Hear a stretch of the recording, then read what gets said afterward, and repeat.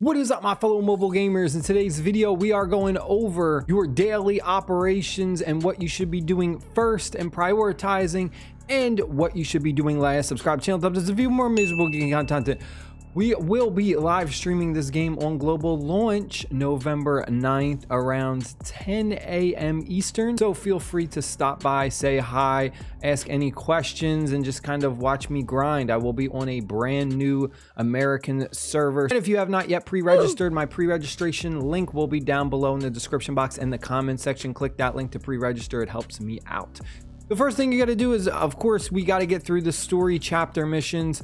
This is what we're going to do first, is just get through this to unlock everything. Once we have all of the features unlocked, this is pretty much my daily checklist of what I do every day. So the first thing I do is I go over to my base and I immediately do the outpost. This is just very passive rewards, and I just kind of bang this out. They're just quick little missions that take a set amount of time, sometimes an hour, sometimes 30 minutes.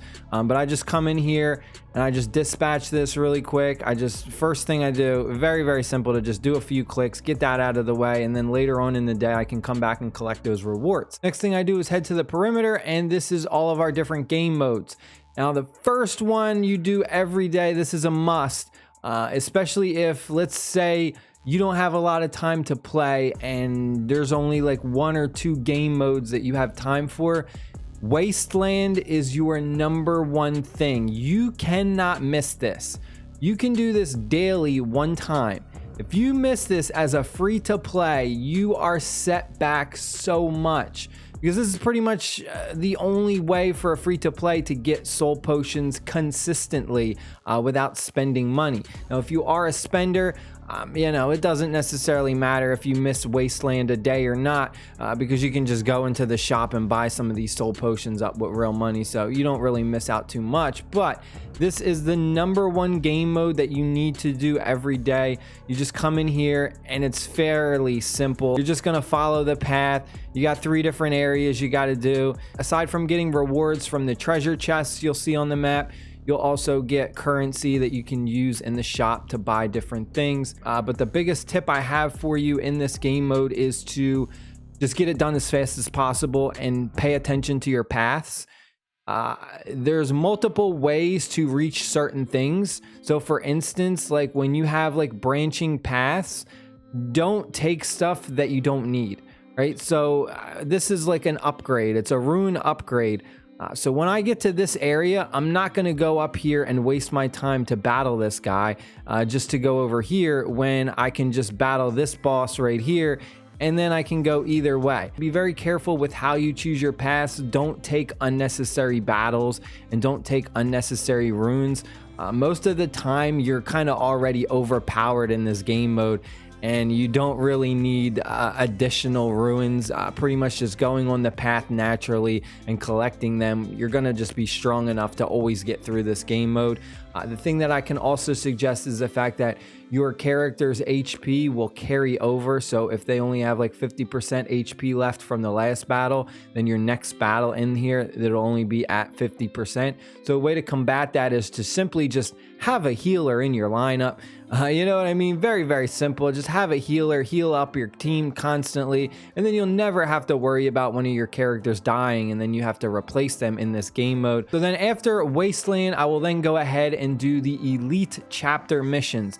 Now, there's gonna be a lot of backtracking and stuff, because there's certain game modes where your progress will kind of be stopped, but then you want to keep powering up, so then you got to go back to it because maybe you get stuck on a level and you can't beat it, but then later on you're actually stronger, so then you can go back and beat that level.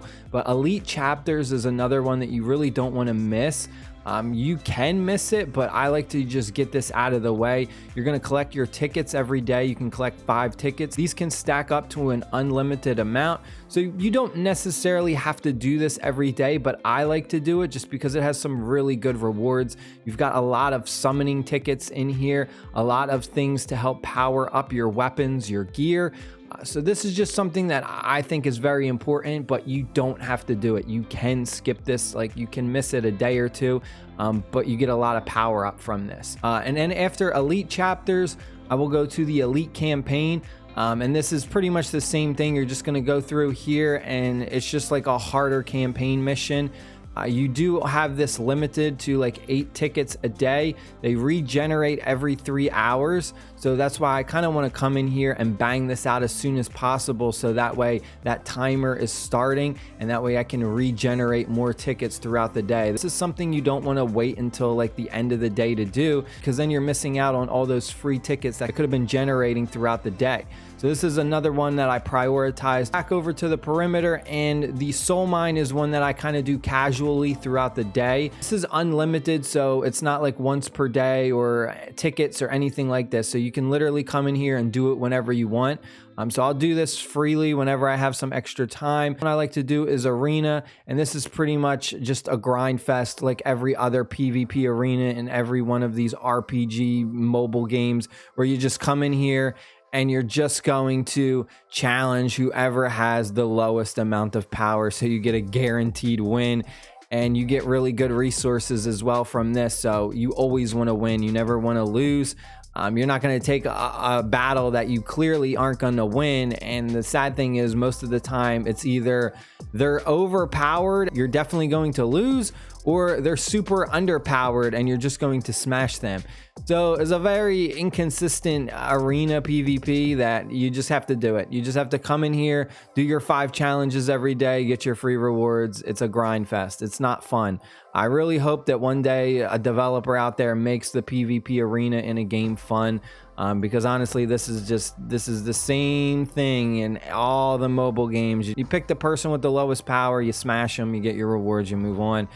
Same thing with the Galactic Arena. The only difference is, though, you want to be trying to challenge people who are going to increase the amount of coins you will be generating over time. After Arena, I then go over to the Rift Fisher, and this is another one that you don't have to do every day. You can kind of do this passively whenever you want. These are just little puzzles, and each one will unlock the further you get in the campaign. So you'll see that right now I have permafrost unlocked that I need to do. Once we complete the main story, chapter 11, 12, we will then go ahead and unlock this. We also need to have a completion progress of 60% for permafrost. But these, you can do these whenever. This isn't once per day. You just come in here and do it. The rewards are one time though, like per account forever. So you're just going to go through, you're going to collect the treasure chest. These are all the rewards that you will get. You can go ahead and redo these, like enter them again and play the puzzles. But you won't get any more rewards. Basically, the main idea is we're trying to do everything first that is going to help us get as strong as possible. And then what I like to do is I save these boss battles for the end, to like towards the end of the day. So that way I am at my tip-toppest shape. We are the strongest, and I know that we can't get any stronger, because these are pretty much the most important thing in this game, honestly, is the boss dungeons. The cave, the dome, and the marsh. This is pretty much the heart and soul of the game. The caves is where you farm up your gear. The dome is where you farm up the divine prototypes.